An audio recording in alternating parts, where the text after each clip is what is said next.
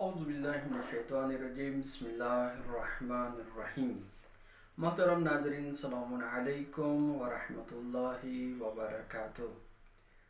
تمام تعریفیں اس خداوند عالم کی ہیں کہ جس نے ہمیں بے شمار نعمتوں کے ذریعے سے نوازا ہے۔ جہاں پہ بے شمار نعمتیں خدا نے ہمیں نوازا ہے، اسی نعمتوں میں سے ایک اہم نعمت ہے جس کا نام ہے عقل، سوچ، انسان کی سمجھ، انسان کا دماغ، جو بہت ہی اہم ترین نعمتوں میں سے ایک نعمت ہے۔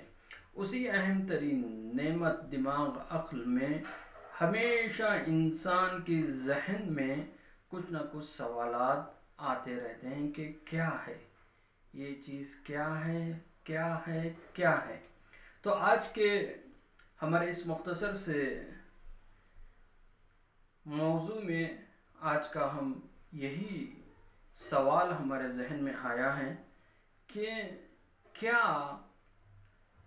غدیر، یوم غدیر صرف تاج پوشی امام علی علیہ السلام ہے یا غدیر ہم سے کچھ اور چاہتا ہے؟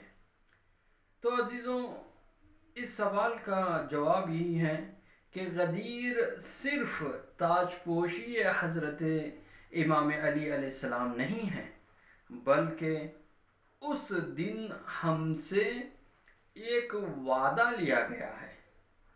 اس وعدے کا نام ہے اطاعت امام علیہ السلام۔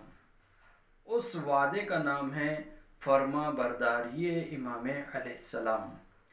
جہاں ہماری باغ ڈور نبوت سے امامت کو تھمائی جا رہی ہے، وہیں ہمارا امتحان بھی بڑھایا گیا ہے۔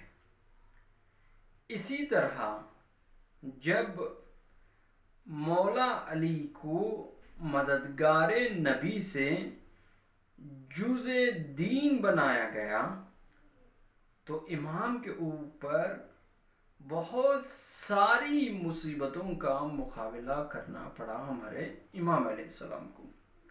امام کی مشکلات بڑھتی گئیں اور امام کی آزمائش بھی بڑھتی گئی، یہاں تک کہ جب میرے مولا کو غدیر خم کے مولا میں اعلان ولایت کیا گیا، من کنت مولا ہوں فحاذا علی مولا کہا گیا، کچھ لوگوں کے اوپر اتنا دشوار ہوا، اتنی مصیبت پڑی کہ یہاں تک کہ لوگ امام سے دشمنی نبھانے کے لیے سخیفہ بنا لیا، اور یہاں تک کہ پھسلیاں بھی توڑی گئیں، یہاں تک کہ مولا کے گلے میں رسیاں ڈالی گئیں۔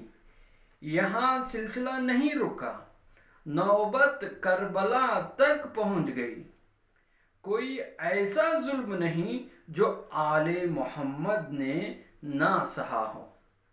لیکن جتنی بھی یہ مصیبتیں اہل بیت نے سہی ہوں، چاہے وہ مولا کائنات ہو، چاہے وہ واقع کربلا ہو جس کے اندر بہت ساری مصیبتیں ڈھائی گئی، یہ ساری کی ساری مصیبت اہل بیت نے سہی ہے، صبر کیا ہے، صرف اور صرف کس کے لیے؟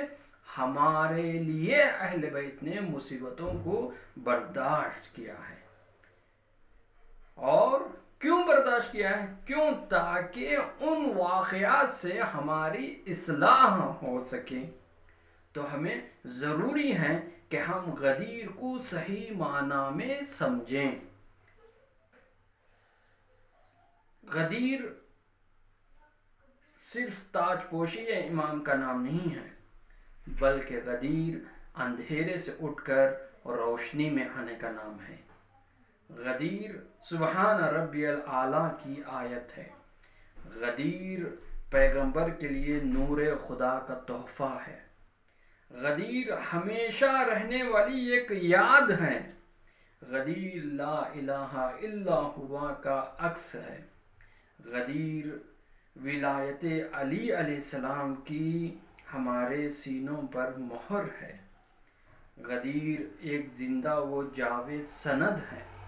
غدیر خالص حقیقت ہے۔ غدیر بھٹکے ہوئے لوگوں کے لیے چراغ ہدایت ہے۔ بس اب ہم خدا سے یہی دعا کرتے ہیں کہ اللہ ہمیں فلسفہ غدیر سمجھنے کی صلاحیت عطا فرمائے اور صحیح معنوں میں عید سعید منانے کی ہمت و طاقت عطا فرمائے اور اطاعت امام کرنے کی ہمیں ہمت اور طاقت عطا فرمائے اور ہم ہمیشہ غدیری بن کر اپنی زندگی کو گزاریں اور معنی غدیری کو سمجھ کر اپنے اندر عمل کرنے کی کوشش کرتے رہیں۔ السلام علیکم ورحمۃ اللہ وبرکاتہ۔